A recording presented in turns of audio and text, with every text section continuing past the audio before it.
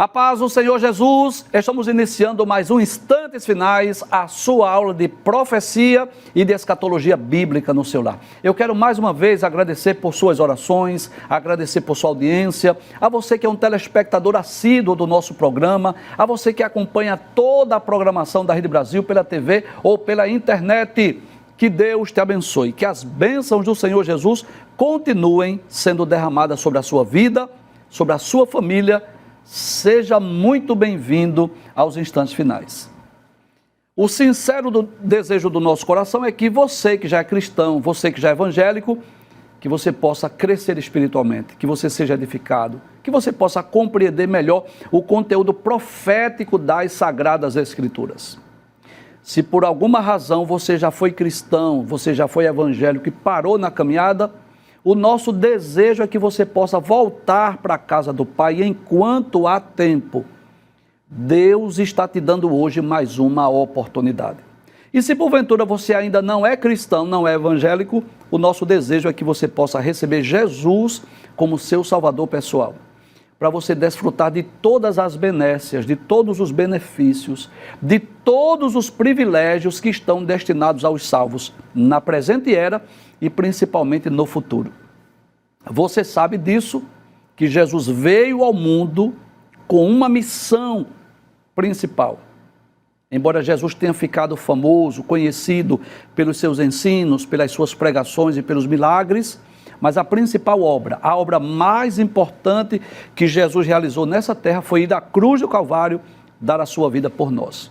Então a salvação pode ser obtida gratuitamente porque Jesus já pagou o preço da redenção. Mas precisamos fazer a nossa parte. E como é que nós podemos ser salvos? Crendo no Evangelho, crendo em Jesus, se arrependendo dos pecados, se convertendo dos maus caminhos, obedecendo a palavra de Deus e perseverando até o fim. E esse é o desejo de Deus e é o nosso desejo, que todos os nossos queridos telespectadores que ainda não são cristãos, que ainda não são evangélicos, possam receber a Jesus como seu Salvador pessoal. Se você é um telespectador assíduo, se você está acompanhando a nossa programação, você sabe que todas as segundas e terças-feiras, às 21h30, nós estamos exibindo aqui um programa cuja temporada chama-se Atualidade da Mensagem dos Profetas Maiores. Esse é o tema que nós estamos estudando, né? Nós tivemos oportunidade em programas anteriores de estudarmos sobre a atualidade da mensagem dos profetas menores. Que foi que fizemos? Estudamos os 12 últimos livros do Antigo Testamento. Estudamos a profecia, levando em conta os destinatários originais e depois fizemos uma aplicação daquela mensagem, o que representa para nós. Atualmente estamos estudando sobre a atualidade da mensagem dos profetas maiores e estamos fazendo a mesma coisa, lendo o texto, interpretando dentro do seu contexto, levando em conta os seus destinatários originais, mas, claro, trazendo uma aplicação para as nossas vidas. Estamos estudando as profecias de Isaías e nos últimos programas nós estudamos sobre os seguintes temas. Deus ama, ampara e liberta Jerusalém e estudamos também sobre a bondade de Deus para com Israel. Esses programas já estão disponíveis lá no YouTube. Hoje estudaremos sobre o seguinte tema, a oração pedindo a ajuda de Deus. Glória a Deus. Olha, antes mesmo de eu falar sobre a nossa introdução, sobre o texto bíblico que vamos estudar, porque hoje vamos estudar alguns versículos do capítulo de número 63 e alguns versículos do capítulo de número 64, eu gostaria de falar um pouco sobre a oração. Um dos maiores privilégios, um dos maiores benefícios que o crente pode desfrutar aqui no mundo é exatamente poder desfrutar de uma comunhão íntima e perfeita com Deus através da oração. Você sabe que a oração é um diálogo, é uma conversa com Deus. É uma oportunidade que Deus nos dá de podermos nos dirigir a Ele qualquer hora, qualquer dia, não é assim? E quando lemos a Bíblia, nós vamos ver muitos exemplos de oração. nós poderíamos citar dezenas de exemplos de orações respondidas, orações que se tornaram conhecidas no mundo através das Escrituras. Eu poderia citar, por exemplo, a oração de Isaac por Rebeca, que era estéril. Você conhece essa história. Eu poderia citar a oração de Ana, pedindo a Deus um filho. A oração de Jonas, o profeta Jonas, que clamou a Deus do fundo do mar, lá no ventre do peixe. Quem não se lembra da oração de Ezequias, que quando Isaías disse que ele colocasse em ordem a sua casa, porque ele iria morrer, ele se volta para a parede e faz uma oração. Quem não se lembra das orações de Jesus, a oração do Pai Nosso, por exemplo, que é um modelo de oração, ou a sua oração sacerdotal. A Bíblia está repleta de exemplos, de orações belíssimas e maravilhosas. Mas o que muita gente não sabe é que o objetivo maior e principal da oração não é receber dádivas, bênçãos. Não, não, não. O principal objetivo da oração chama-se a comunhão com Deus. A oração é um diálogo, é uma conversa com Deus. É um privilégio que Deus nos dá de podermos nos dirigir a Ele e externar os nossos sentimentos. Com muito respeito às pessoas de outras denominações, de outros credos, de outras crenças, porque eu não quero aqui criticar nenhum credo, nenhuma religião, nenhuma pessoa de outro credo, outra crença. Mas perceba que a oração é diferente de uma reza. A reza é algo repetitivo, que as pessoas sempre dizem as mesmas palavras. Além disso, em uma reza, as pessoas se dirigem a outras pessoas e não somente a Deus. Na reza, as pessoas fazem petições, como por exemplo a Virgem Maria. A oração não.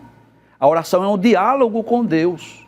Nós vamos a Deus no nome de Jesus e nós externamos os nossos sentimentos, as nossas palavras, as nossas petições.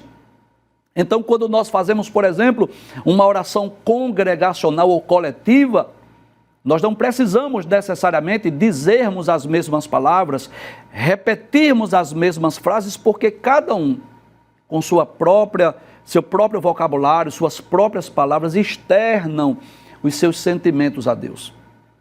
E essa é a verdade. A oração não deve ser apenas um meio de receber ou de alcançar as bênçãos de Deus, mas a oração tem como principal objetivo desfrutar de uma comunhão íntima e pessoal com Deus. O próprio Jesus, que era Deus no sentido pleno, durante o seu ministério, muitas vezes dedicou tempo para a oração. Às vezes ele passava noites em claro, orando. Às vezes subia ao monte e ia orar. Às vezes chamava os seus discípulos. Às vezes estava orando sozinho. Então, o próprio Jesus sentiu a necessidade de orar. Claro que na oração nós adoramos, na oração nós agradecemos, na oração nós confessamos, na oração nós fazemos as nossas petições e na oração nós também intercedemos. Não é para os novos convertidos que estão nos assistindo, esse eu diria que são os 5 passos principais de uma oração. A gente começa adorando, depois a gente agradece, depois a gente confessa, depois a gente faz as nossas petições e depois nós intercedemos. Mas o principal, maior objetivo da oração, como já dissemos, é manter uma comunhão, um relacionamento íntimo e pessoal com o Criador. E é sobre isso que vamos falar, a oração pedindo a ajuda de Deus. Vamos ler a introdução da nossa aula? Nós dizemos assim, que os capítulos 63 e 64 de Isaías descrevem uma das mais belas orações da Bíblia. Glória a Deus. O profeta inicia a sua súplica pedindo ao Senhor que olhasse para seu povo lá do céu e reconhece que Deus é o seu Pai e o seu Redentor. O profeta também menciona o desejo do povo de Deus por sua presença e intervenção em suas vidas.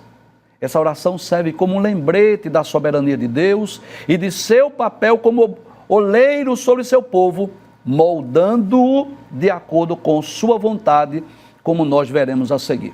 Muito bem, se você está com a sua Bíblia, você vai perceber que esta belíssima oração, ela está no capítulo de número 63 de Isaías. Inclusive, no programa anterior, nós estudamos os versículos 7 até o versículo de número 14, e hoje daremos continuidade a esta oração de Isaías.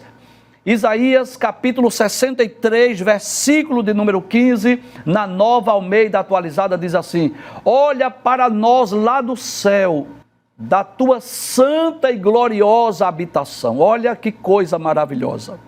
Só desta frase, nós já podemos extrair algumas lições preciosas, maravilhosas aí. A primeira é sobre a transcendência e a imanência de Deus. São termos teológicos, talvez até desconhecidos para algumas pessoas. Mas quando a Bíblia fala da transcendência de Deus, está falando daquele que está sentado num alto e sublime trono, acima de tudo e de todos. Aquele que está distante da sua criação, aquele que está separado de tudo e de todos, aquele que está lá no alto e sublime trono, como viu Isaías naquela visão do capítulo 6 do seu livro. Mas Deus também é imanente, é aquele que se manifesta, é aquele que se revela, é aquele que se faz conhecido, é aquele que atende às nossas orações. Diferente do que ensina uma teoria filosófica chamada de deísmo, com a letra D, deísmo, porque o deísta acredita que Deus existe, o deísta acredita que Deus é criador de todas as coisas, mas que Deus não intervém na história dos homens. Nós não cremos nisso. Nós cremos que Deus existe, nós cremos que Deus é o criador de todas as coisas e cremos também que Ele se manifesta, que Ele se revela, que Ele responde orações, que Ele intervém na história dos homens. Observe o que é que Isaías diz na sua oração. Vamos ler mais uma vez? Olha para nós lá do céu, da tua santa e gloriosa habitação. Onde é que Deus está? No céu. Onde é que Ele está? Na sua santa e gloriosa habitação. Mas ao mesmo tempo é o Deus que se manifesta, que intervém na história dos homens. E aí Ele diz assim: olha para nós. Ele faz algumas perguntas, dizendo assim: onde estão o teu zelo e as tuas obras poderosas? Estás retendo a ternura do teu coração, já se esgotaram as tuas misericórdias para comigo. É como se diante de uma aflição, diante de uma situação aflitiva, o profeta começasse a perguntar a Deus, como quem diz assim: será que tu esquecesses de mim? Deixa eu ler esse texto lá na Bíblia Viva. Isaías 63, versículo 15 diz: agora, Senhor, olhe para nós.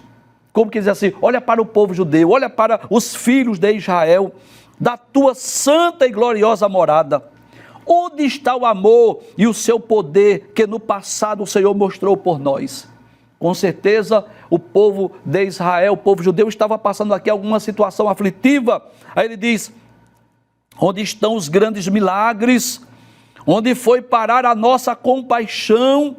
Será que acabou o seu caminho ou o seu carinho especial por nós? Com certeza está falando aqui do período do cativeiro babilônico, quando os filhos de Israel, o povo judeu, foi levado para a Babilônia. E seja sincero, nos momentos de provação, de lutas, de adversidades, de tribulações, de angústia, seja sincero, nós temos o sentimento que fomos abandonados por Deus. Nós temos o sentimento que Deus se esqueceu de nós. Nós temos o sentimento que parece que Deus já não se importa mais conosco. Você conhece o Salmo de número 13, eu tenho certeza disso, mas deixa eu ler aqui alguns versículos do Salmo de número 13, porque foi assim que o salmista Davi se encontrou. Salmo de número 13 diz: até quando te esquecerás de mim, Senhor, para sempre? Até quando esconderás de mim o teu rosto? Até quando consultarei com a minha alma, tendo tristeza no meu coração cada dia? Até quando se exalçará sobre mim o meu inimigo? O sentimento de Davi aqui era um sentimento de desprezo, de abandono. Foi assim que o povo judeu se sentiu quando foram levados lá para a Babilônia.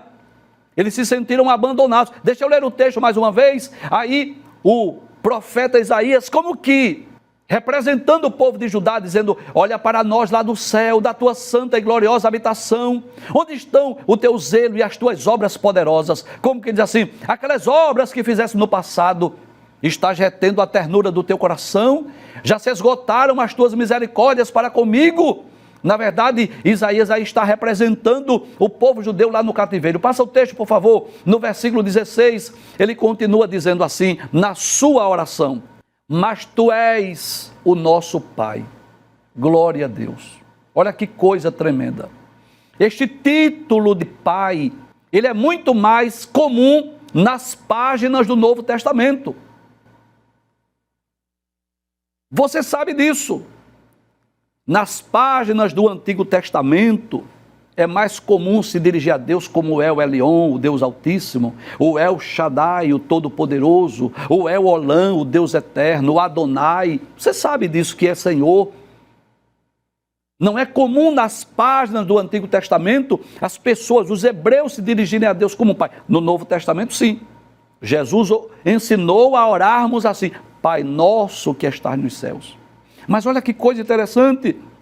Isaías agora se dirige a Deus como Pai. E é isso que Deus quer de nós, que nós possamos vê-lo, nós possamos olhar para Ele como Pai. E você que é pai sabe disso. Que nós sempre fazemos o melhor para os nossos filhos. Que nós sempre queremos o melhor para os nossos filhos. No próprio Sermão da Montanha, Jesus ensinou sobre isso, sobre a bondade de Deus. Capítulo 7, versículos 7 a 9 do Evangelho escrito por Mateus, onde Jesus ensina sobre as orações: pedi, dá-se-vos-á, buscai e encontrareis, batei e abri-se-vos-á, porque o que pede recebe, o que busca encontra, e o que bate a porta se abre. Aí Jesus diz assim: qual é de vós que se o filho vai pedir um peixe, você vai dar uma serpente? Ou pedir um pão, você vai dar uma pedra? Se vocês são maus, sabem dar boas coisas aos vossos filhos, quanto mais o vosso Pai que está nos céus. Então, quando nós nos dirigimos a Deus, nós dirigimos como um filho que recorre ao seu Pai, em busca de um socorro, de um alívio, de uma resposta, ou até mesmo para ter mais comunhão com Ele, como falamos no início. Deixa eu ler mais uma vez esse texto. Ele diz: mas tu és o nosso Pai. Olha que coisa interessante. Olha que coisa tremenda Isaías nos ensina nessa oração. Ele está dizendo assim: Abraão não nos conhece e Israel não nos conhece, mas tu, ó Senhor, és o nosso Pai, o nosso Redentor. Nosso Redentor é o teu nome desde a antiguidade. Professor, o senhor pode me explicar por que é que Isaías, na sua oração, diz assim: Abraão não nos conhece e Israel não nos conhece? O senhor pode explicar? Claro que sim. É porque os descendentes de Abraão conhecem Abraão. Abraão é chamado de nosso pai. Os próprios judeus contemporâneos de Jesus, está em João capítulo 8, disseram assim: Abraão é o nosso pai. Jesus muitas vezes disse assim: vocês são filhos de Abraão. Então, para os descendentes de Abraão conhecer a ele é fácil, porque a história de Abraão está nas Escrituras. Mas Isaías diz assim: Abraão não nos conhece. E por que não nos conhece? Porque ele não é onisciente. Abraão, embora seja o pai da fé, mas ele não conhece toda a sua descendência? Claro que não. Mas quando ele mostra o contraste, dizendo assim: Abraão não nos conhece, nem Israel, mas tu és o nosso pai, ele estava dizendo assim: mas tu sim, tu nos conheces. E eu aprendo algo muito importante. E mais uma vez, eu não quero aqui criticar nenhum credo, nenhuma religião não, tá? Pelo amor de Deus. Mas reflita comigo. Sabe por que eu e nenhum de nós devemos fazer preces à Virgem Maria? Sabe por quê? Porque ela não nos conhece. Ela não sabe nem que eu existo. E por que não sabe? Porque ela não é onipresente, ela não é onisciente, Ele está lá no paraíso com os santos, né? Os que foram salvos, sim, não tenho dúvida disso. Mas ela não nos conhece. Por isso que nós, cristãos, nós evangélicos, a gente não faz petição a Paulo, nem a Pedro, nem a Maria, nem a São José, ninguém, não, nenhum deles, porque eles não sabem nem que nós existimos. É por isso que a nossa oração, ela deve ser dirigida a quem? A Deus, em nome de Jesus. Porque foi assim que Jesus nos ensinou a orar. Deixa eu ler mais uma vez essa oração belíssima de Isaías. Olha aqui, oração maravilhosa e pedagógica. Isaías está dizendo assim: mas tu és o nosso Pai. Como quem diz assim: Deus, eu posso me dirigir a ti como Pai. Ele diz assim: Abraão não nos conhece. Não, com certeza. Hoje sim, Abraão já conhece Isaías. Mas naquela época que Isaías estava na terra e Abraão lá no paraíso, lá no seio de Abraão, não conhecia não. E Israel não nos conhece, nem Abraão nem Israel, porque eles não são oniscientes. Ele diz: mas tu, ó Senhor, és o nosso Pai, nosso Redentor, é o teu nome desde a antiguidade. Aí ele chama Deus de Pai, ele chama Deus de Senhor e chama Deus de Redentor. E o que é que nós podemos aprender? Que em vez de buscar auxílio e socorro em outras pessoas, que embora tenham sido aqui na terra grandes homens e mulheres de Deus, não tenham dúvida disso, mas que onde eles estão não nos conhecem, não sabem nem que nós existimos, não podem interceder por nós. Não, eu não posso dizer assim: apóstolo Paulo, intercede por mim. Eu não posso, porque o intercessor que está dentro do Pai é Jesus. Eu não posso pedir a Maria que ela interceda por mim, eu não posso. Maria não sabe nem que eu existo, Maria não pode ouvir as minhas orações, ela não é onipresente, ela não é onisciente. Mas para quem eu devo dirigir a minha oração? A Deus o Pai, em nome de Jesus. Na sua oração, Isaías continua dizendo, lá no versículo de número 17, ó Senhor, por que fazes com que nos desviemos dos teus caminhos? Por que endureces o nosso coração para que não te temamos? Eu não vou concluir esse texto agora, deixa eu só explicar essas duas perguntas. É como se Isaías estivesse perguntando assim: por que é que tu permite que o teu povo se desvie dos teus caminhos? Por que é que tu permites que o teu povo se afaste de ti? Eu vou explicar. É por causa de uma característica comum no ser humano. Chama-se livre-arbítrio, chama-se direito de escolha. Deus dotou anjos e homens com essa capacidade, com essa característica de tomar as suas decisões, de fazer as suas escolhas. Eu tenho certeza disso, que muitos pais que estão nos assistindo, criou os filhos na igreja, no temor do Senhor, na igreja, na casa de Deus. Aí muitos, não todos, claro, mas muitos desses filhos, ao chegar à maioridade, alguns enveredam pelo caminho das drogas, outros enveredam pelo caminho do ateísmo, do materialismo, outros se afastam da igreja. E os pais ficam perguntando: mas por que, Deus? Livre-arbítrio, direito de escolha. Todos nós conhecemos uma história triste, né? De um pai de família ou de uma mãe de família que abandonou o lar, deixou seus filhos. Mas Deus, por que isso?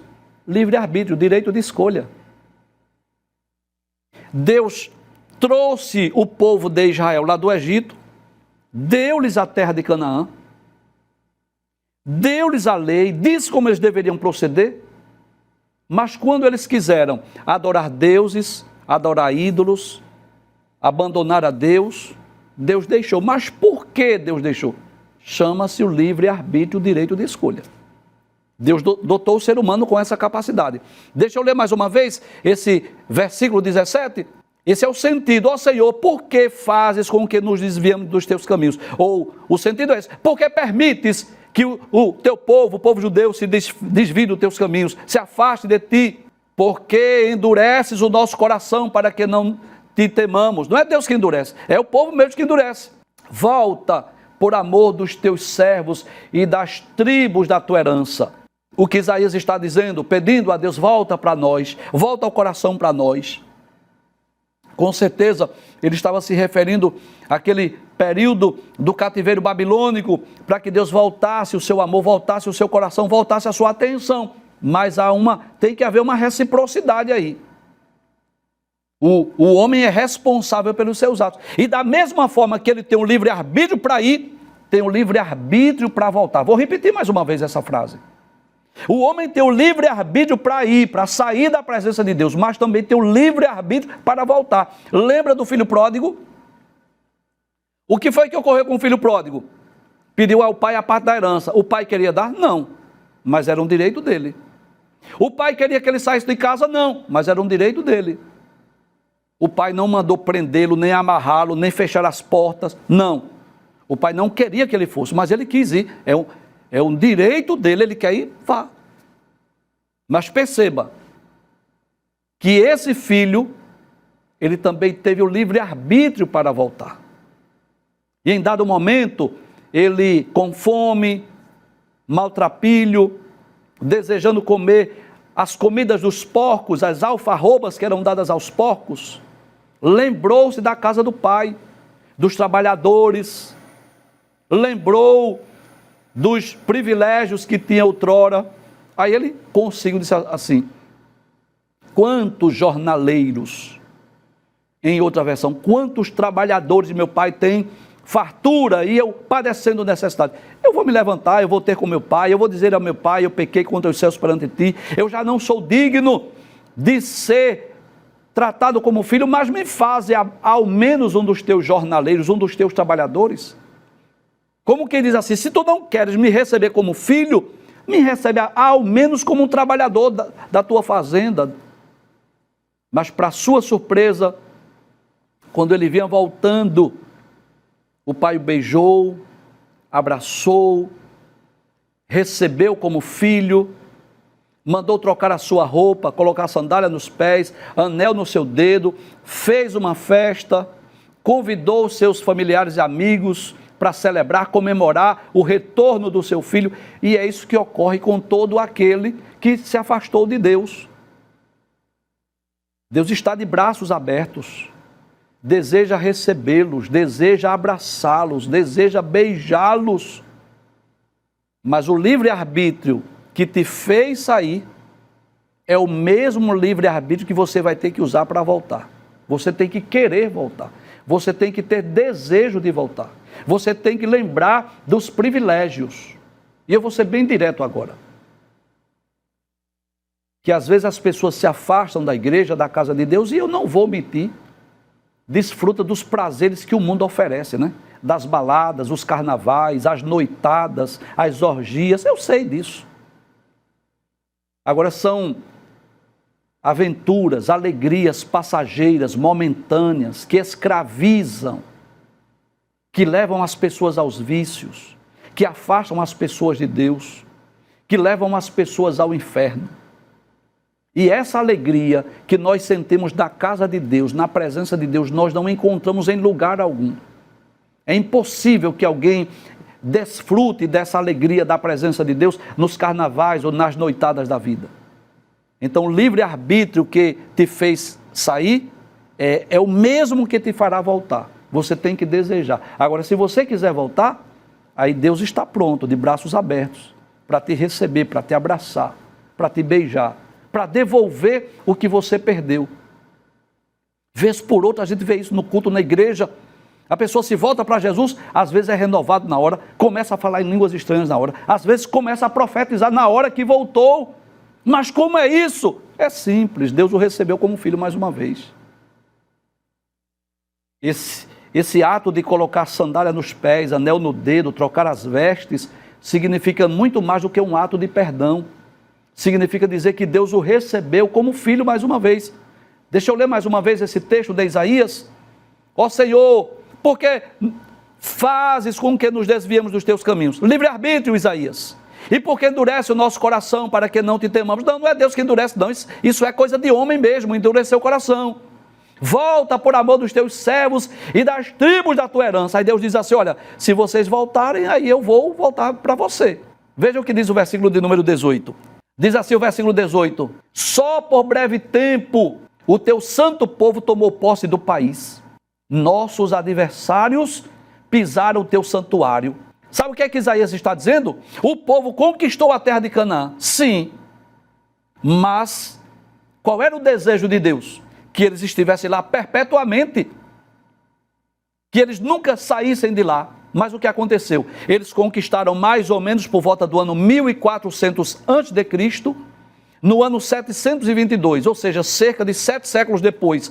O reino do norte foi levado para a Síria. Cerca de 800 anos depois, por volta do ano 600, o povo de Judá e Benjamim foi levado para a Babilônia. Aí eu pergunto, era esse o desejo de Deus? Não. Era isso que Deus queria? Não. Mas por que Deus permitiu? Por causa das suas próprias escolhas. Por causa da sua rebelião, por causa da sua rebeldia, por causa das suas transgressões. Então Deus deu a terra de Canaã para que eles vivessem perpetuamente. Mas o que aconteceu? Foram espalhados pela terra.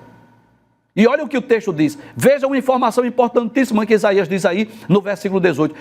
Só por breve tempo o teu santo povo tomou posse do país, conquistou a terra de Canaã. Aí diz, nossos adversários pisaram o teu santuário. Por quê? O templo foi destruído por volta do ano 600. E o templo foi incendiado, foi destruído. Aí por isso que ele diz que os adversários pisaram o teu santuário.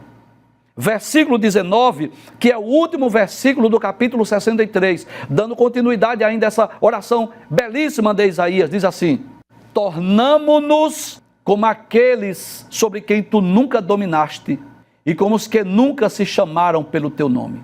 Que declaração sincera. Por que é, professor, que Isaías diz essas palavras? Na Bíblia Viva diz assim: porque o Senhor está nos tratando como se nunca tivéssemos sido governados por Ele. Como os que jamais foram chamados pelo seu nome. Por que é que Deus está nos tratando assim? Nem parece que nós somos seu povo.